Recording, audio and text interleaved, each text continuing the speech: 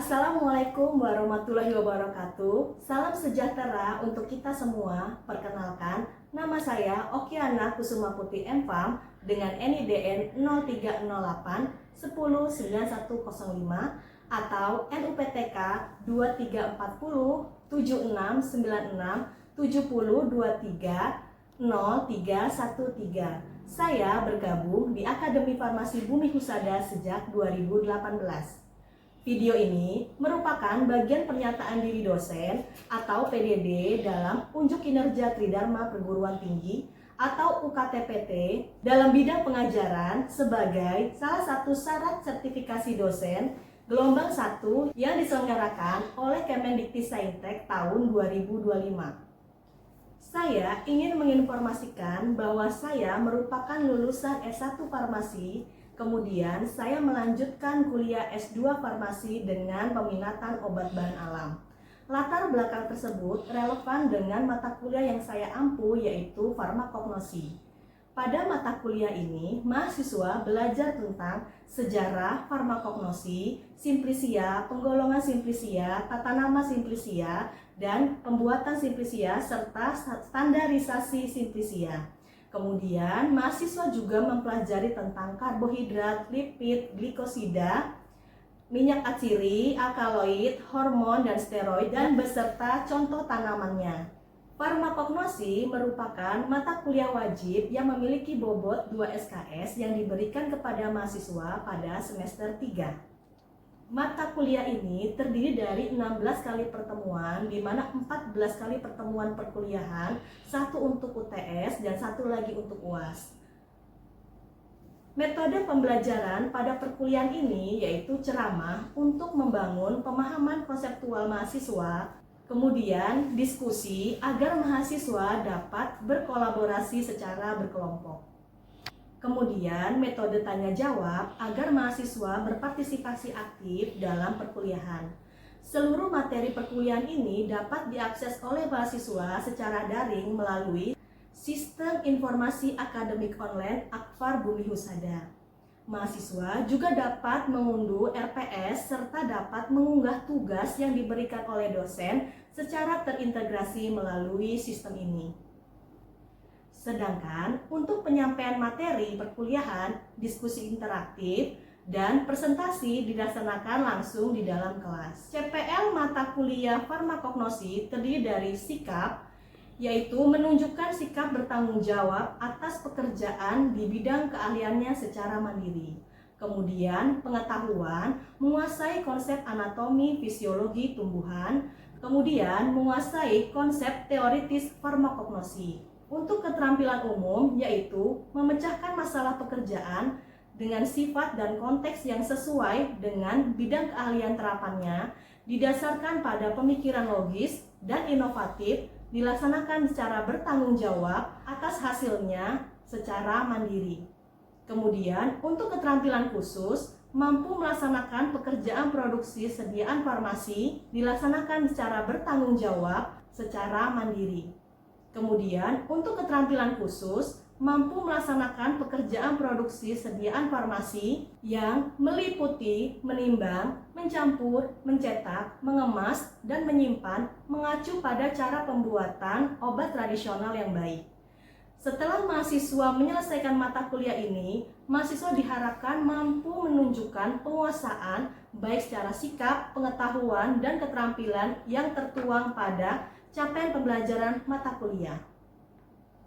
Capaian pembelajaran mata kuliah diharapkan mahasiswa mampu 1. Mampu menjelaskan sejarah farmakognosi. 2. Mampu menjelaskan anatomi, morfologi, dan fisiologi tumbuhan. Yang ketiga, mahasiswa mampu menjelaskan terkait simplisia. Kemudian yang keempat, mahasiswa mampu memberikan contoh kandungan zat yang berkhasiat di dalam tanaman obat. Bahan kajian mata kuliah ini disusun secara sistematis untuk mendukung CPMK. Pada pertemuan 1 membahas tentang sejarah farmakognosi. Pada pertemuan 2 membahas pengobatan TCM, Ayurveda, jamu, kampo, dan lain-lain. Pada pertemuan ketiga dan keempat membahas anatomi, morfologi, dan fisiologi tumbuhan. Pada pertemuan kelima, membahas pengertian simplisia, penggolongan simplisia, dan tata nama simplisia. Pertemuan keenam, membahas tentang cara pembuatan dan standarisasi simplisia. Pada pertemuan ketujuh, membahas identifikasi zat yang terkandung pada simplisia. Pada pertemuan ke-8, ujian tengah semester. Kemudian pada pertemuan 9, membahas tinjauan umum karbohidrat dan simplisia yang mengandung karbohidrat. Pada pertemuan 10, membahas tentang tinjauan umum lipid dan simplisia yang mengandung lipid. Pada pertemuan 11, membahas tinjauan umum glikosida dan tanaman yang mengandung glikosida. Pada pertemuan 12, membahas tentang tinjauan umum minyak atsiri dan tanaman yang mengandung minyak atsiri. Pada pertemuan 13, membahas tinjauan umum flavonoid dan tanaman yang mengandung flavonoid. Pertemuan 14, membahas tinjauan umum alkaloid dan tanaman yang mengandung alkaloid. Pada pertemuan 15, membahas tinjauan umum hormon dan steroid serta tanaman yang mengandung hormon dan steroid. Dan pada pertemuan terakhir, pertemuan 16, ujian akhir semester. Referensi mata kuliah ini yaitu Harborn yang membahas tentang metode fitokimia, kemudian Farmakope Herbal Indonesia, Materia Medica Indonesia, parameter standar simplisia dan ekstrak, dan beberapa pustaka dan jurnal yang berkaitan dengan farmakognosi. Untuk penilaian hasil mahasiswa didasarkan pada kombinasi tugas sebesar 20% termasuk tugas individu dan kelompok, kemudian UTS sebesar 30% dan UAS sebesar 50%. Indikator penilaian berdasarkan pada ketepatan dan penguasaan materi, sistematika, dan ketepatan dalam mengerjakan tugas serta partisipasi aktif dari mahasiswa.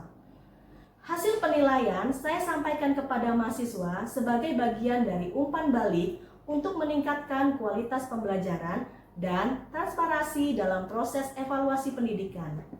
Baik, untuk tahapan selanjutnya, mari kita simak video pembelajaran mata kuliah farmakognosi.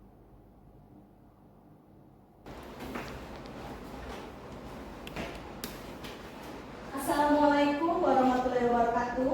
Waalaikumsalam warahmatullahi wabarakatuh. Salam sejahtera untuk kita semua. Bagaimana kabarnya teman-teman? Baik. Sudah sarapan atau belum? Sudah. Sebelum kita memulai perkuliahan, mari kita berdoa terlebih dahulu sesuai dengan agama dan kepercayaan masing-masing. Berdoa dimulai. Berdoa selesai. Saya absen terlebih dahulu ya di Siato, teman-teman.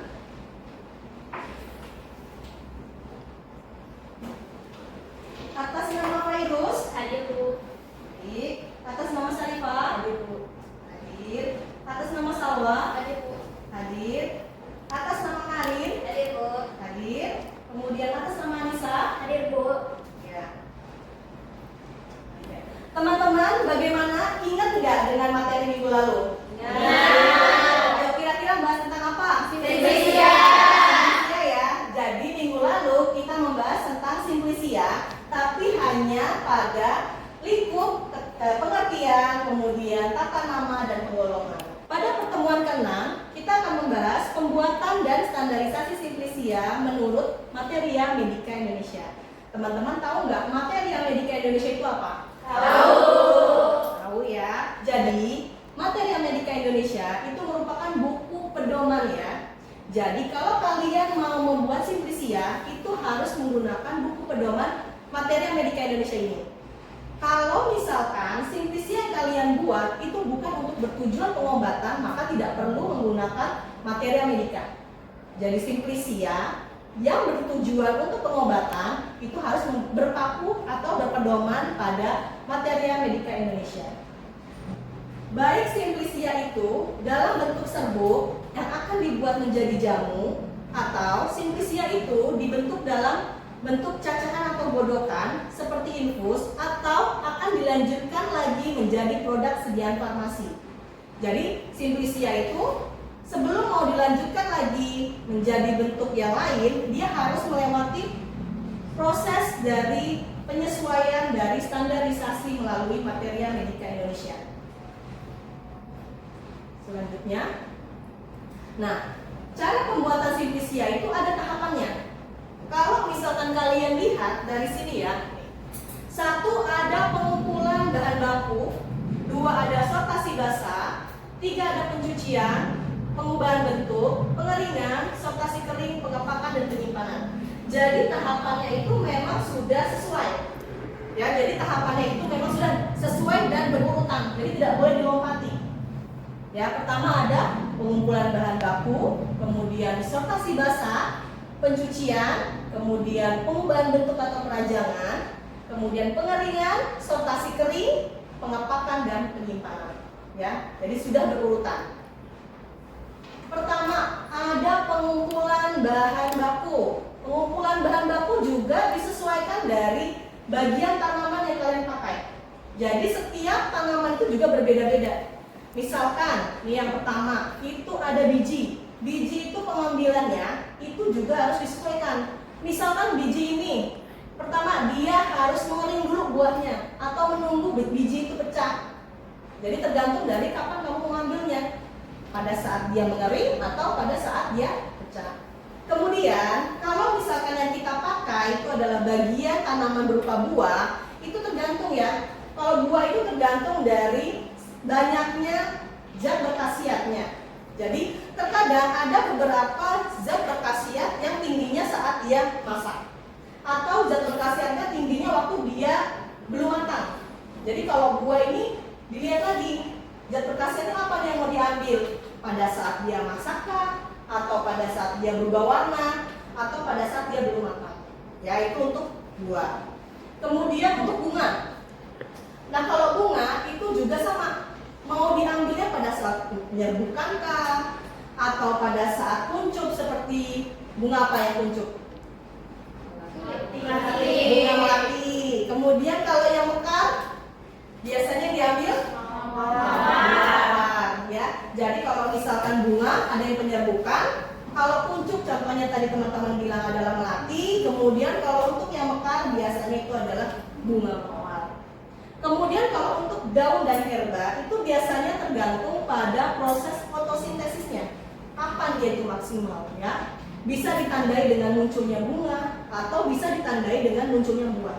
Jadi kalau misalkan teman-teman mau membuat simplisia yang terbuat dari daun dan herba, dilihat kira-kira itu daunnya itu sudah muncul atau belum, atau bunganya sudah muncul atau belum.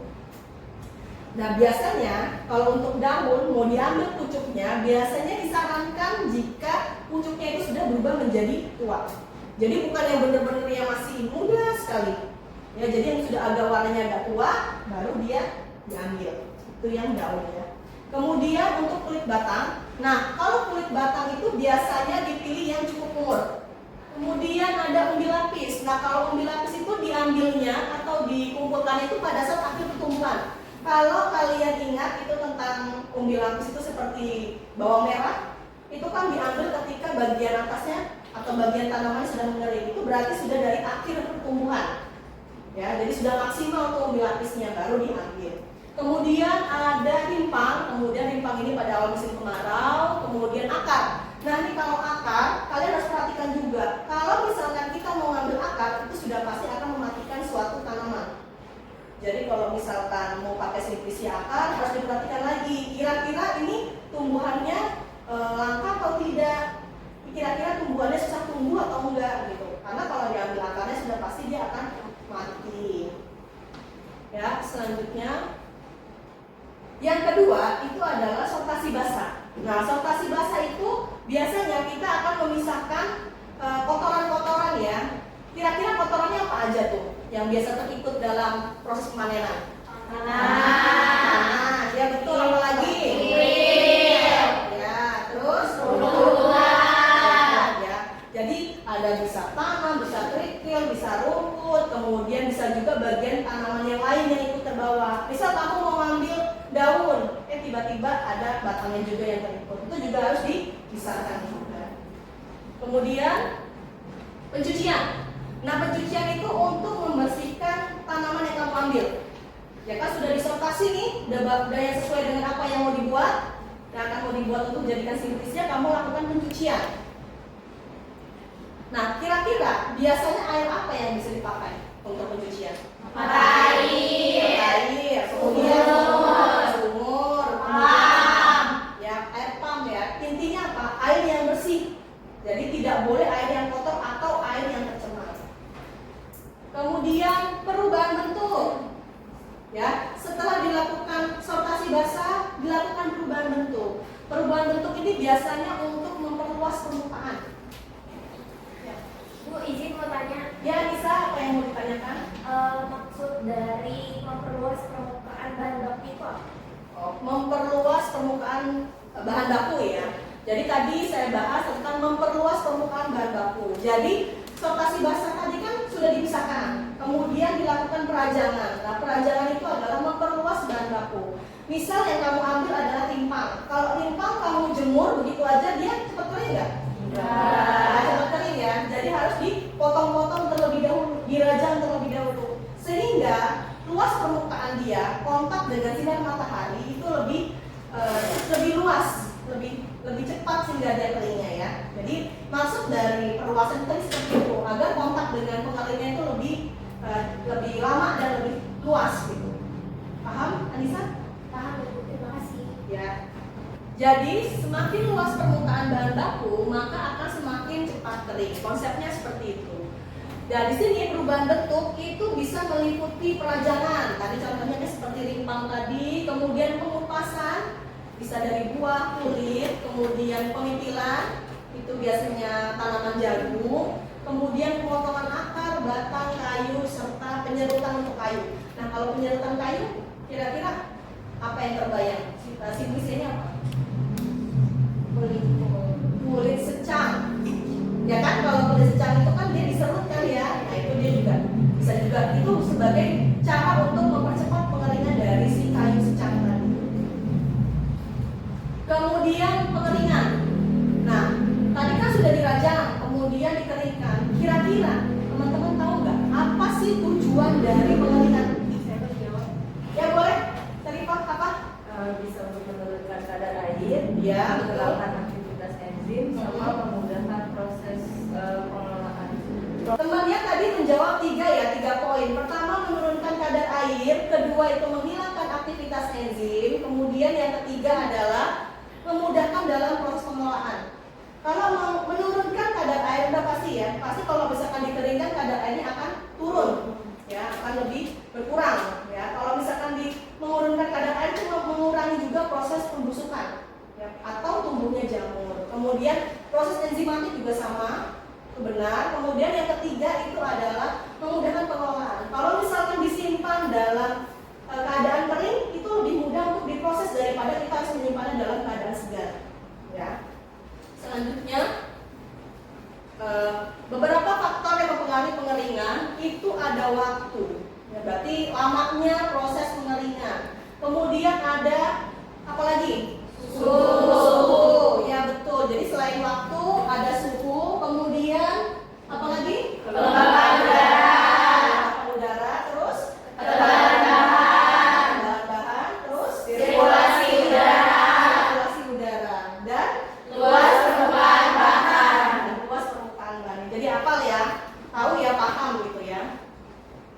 Kemudian cara pengeringan yang lain. Tadi kan ada beberapa juga nih yang saya tampilkan sebagai contoh cara pengeringan bahan yang lain. Contohnya lagi ada tumbuhan seperti lumut atau jamur. Biasanya tanaman yang berupa lumut itu bisa dijemur langsung di bawah sinar matahari, kemudian baru disimpan. Kemudian kalau yang bentuknya akar, itu biasanya kan kalau akar itu kan bercabang-cabang ya. Nah, itu biasanya harus dipotong terlebih dahulu, kemudian baru dijemur di sinar matahari. Karena akar itu keras, dia nggak apa-apa di bawah sinar matahari langsung. Kemudian ada buah. Nah, buah itu tergantung. Ada yang buah itu dia masak pohon baru dikeringkan, ada yang ditunggu diperam terlebih dahulu baru dikeringkan. Bisa juga dia dijemur di bawah sinar matahari langsung atau di oven. Kemudian kalau untuk bunga, nah bunga ini ada perlakuan khusus. Bunga itu tidak bisa di bawah sinar matahari, dia harus diangin-anginkan terlebih dahulu atau dimasukkan ke dalam oven. Kemudian untuk kulit batang itu harus dipecah terlebih dahulu, kemudian dia dipotong-potong, dicacah, kemudian sama ya, dia dijemur juga di bawah sinar matahari. Kemudian untuk rimpang dia biasanya dipotong-potong atau dirajang terlebih dahulu, kemudian dia ditutupi kain hitam, baru dia dijemur di bawah sinar matahari. Ibu izin bertanya. Ya, Kenapa rimpang ditutup kain hitam saat dijemur? nah, temennya ada yang tanya nih, kenapa rimpang ditutup dulu dengan kain hitam, baru dia dijemur di sinar matahari? Biasanya rimpang itu mengandung minyak asidi, ya. Logikanya minyak asidi aja di suhu kamar atau di ruangan terbuka begini aja dia menguap. Kalau misalkan langsung di bawah sinar matahari pasti minyak asidnya juga menguap, ya. Jadi kadar minyak asidi yang ada dalam rimpang itu tadi berkurang. Jadi diusahakan dengan cara ditutup dengan kain hitam, kemudian baru dijemur di bawah sinar matahari. Paham? Terima kasih Bu. Baik, saya lanjutkan. Kemudian sortasi kering. Jadi tadi sudah entah kamu jemur, entah kamu angin-anginkan atau di oven, kemudian kalian lakukan sortasi kering. Di sini dipilih lagi nih, dipilih lagi mana tanaman yang baik ya, yang dapat dilanjutkan ke tahap selanjutnya. Kemudian setelah dilakukan sortasi kering, maka dilakukan pengeringan dan penyimpangan. Nah, kalian masukkan simplisia kalian tadi yang sudah kering tadi ke dalam wadah, jangan bercampur, harus terpisah satu dengan yang lainnya. Kemudian diberikan identitas, jadi agar tidak tertukar. Kemudian setelah kalian membuat simplisia, ini simplisianya udah jadi nih, udah ada. Dilanjutkan apa lagi? Dilanjutkan membuat namanya standarisasi simplisia. Nah, standarisasi simplisia ini harus sesuai dengan materi medika Indonesia. Tadi saya bilang ya. Karena kenapa? Simplisia ini akan bertujuan untuk pengobatan. Jadi simplisia yang akan dilakukan pengolahan untuk pengobatan harus disesuaikan dengan materi medika Indonesia. Standarisasi simplisia ini terdiri dari dua parameter. Ada parameter spesifik dan non-spesifik. Ya, parameter spesifik dan non-spesifik. Parameter spesifik itu biasanya terdiri dari identitas dari si simplisian itu, kemudian organoleptisnya, kemudian didapatkan lagi screening fitokimia kandungan dari si simplisian. Dan jadi ada 3 ya kalau parameter spesifik itu. Pertama adalah identitas, kedua organoleptis, yang ketiga screening fitokimia atau kandungan aktif dari si simplisia tersebut. Sedangkan kalau parameter non spesifik itu terdiri dari banyak pengujian. Jadi ada beberapa pengujian. Nah, pengujian itu gunanya untuk mengetahui kualitas dan keamanan dari simplisia kita. Berikut adalah standarisasi simplisia parameter spesifik. Itu ada pertama apa tadi? Identitas ya, identitas. Di sini saya pakai contoh simplisia kunyit. Simplisia kunyit di sini nama latinnya adalah Curcuma domestica. Bagian yang digunakan rimpang, kemudian lakukan makroskopis dan mikroskopis. Kemudian standarisasi simplisia yang parameter non spesifik. Di situ ada banyak. Kira-kira teman-teman tahu nggak parameter non spesifik itu apa aja? Bobot jenis, kadar air, kadar abu, betul. Sisa pelarut, residu pestisida, cemaran berat, betul. Cemaran mikroba, cemaran papan, dan alkohol. Ya, betul. Ujian pengeringan ini berguna untuk kita mengetahui berapa banyaknya senyawa simplisia yang hilang. Berapa banyaknya senyawa simplisia yang hilang. Dikarenakan kenapa? Pada proses ini itu dipanaskan pada suhu 105 derajat Celcius. Kenapa dipilih 105 derajat Celcius? Karena ini dimaksudkan untuk membiarkan senyawa-senyawa yang aktif tadi yang menguap itu di bawah titik didih air. Jadi tujuan dari pengeringan itu adalah melihat banyaknya senyawa aktif yang menguap pada saat pemanasan pada suhu tersebut. Kemudian bobot jenis. Nah, kalau bobot jenis ini tahu nggak pakai alat apa? Piknometer. Piknometer itu yang alat gelas itu. Nah, itu harus